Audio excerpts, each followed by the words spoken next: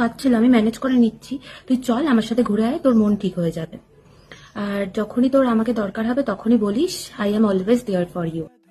আরে তুই একদম আরামসে ঘুরে আয়, একদম চাপ নিস না। আমি তো ক্লাসে যাবো, আমি তোকে সব নোটস দিয়ে দেবো। তুই যা, টেনশন না করে একদম ভালো করে ঘুরে আয়। তুই গ্রুপে কেন বললি তুই মুভি দেখতে যাবি না? পাগল নাকি? টাকার কারণে? আমার কাছে এক্সট্রা আসে, আমি পে করে দেবো। কি রে, আজ তুই ক্যাফেতে আসবি না? ও, তো কাজ পড়ে গেছে। আচ্ছা, কাল তুই ফ্রি আছিস? দেন কালই প্ল্যান করি। আমার একটা কাজ ছিল, আমি পোস্টপন করে নিচ্ছি না হয়। তাহলে কালকেই প্ল্যানটা করি। আজকে বিকেলে তুই ফ্রি আছিস রে? আসলে আমার মনটা না খুব খারাপ, একটু বেরোবি আমার সাথে? বল নাকি, এত গরমে আমি বেরোতেই পারবো না। তুই বড় মুভি দেখ বাড়িতে বসে, ভালো লাগবে মনটা। আগের দিন স্যার যে এক্সামের সাজেশনস গুলো দিয়েছিল ওগুলো আমাকে একটু সেন্ড করতে পারবি? আসলে আমার সেদিনকে অনেক শরীর খারাপ ছিল, তো তাই আমি ক্লাসটা অ্যাটেন্ড করতে পারিনি। তাই একটু নোটসটা আমাকে। আরে সেদিনকে স্যার একদম বারণ করেছিল কাউকে নোটসটা দিতে, সরি রে।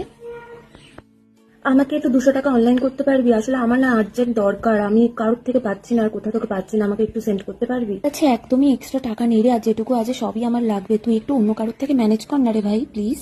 সরি রে। আরে আমারও তো যাওয়ার ইচ্ছা আছে, কিন্তু বাড়ির কাজটা বিশাল ইম্পর্টেন্ট। কালকে কি কোনো রকম ভাবে পোস্টপোন করা যায় না? এ তো কারোরই হচ্ছে না রে, একদম সরি রে। তুই বরং নেক্সট টাইম আমাদের সাথে যাস।